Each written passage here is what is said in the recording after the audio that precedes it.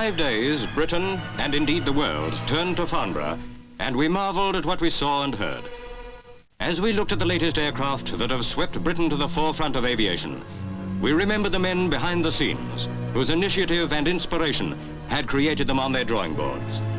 And we thought of the men who flew them first, like John Derry, test pilot of the de Havilland 110.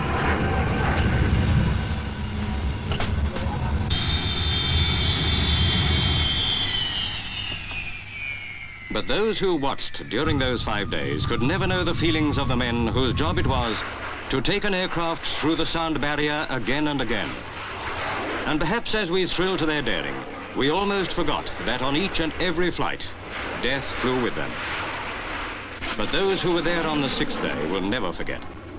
For it was on that day that a fault developed in Derry's black aircraft, and he and his observer flew in another. The aircraft broke through the sound barrier and then flew low over the airfield. Now the split-second disaster in slow motion.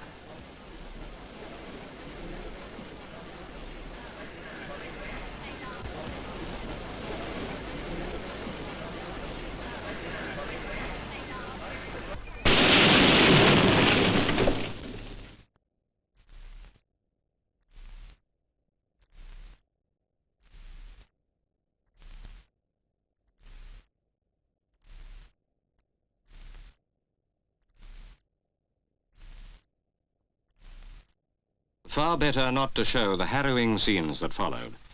The heavy death roll is mute testimony of the dreadful tragedy.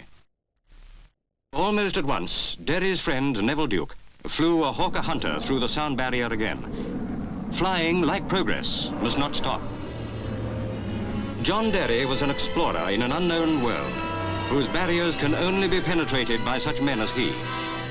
Their courage and skill have won us great victories in the skies, and they will go on.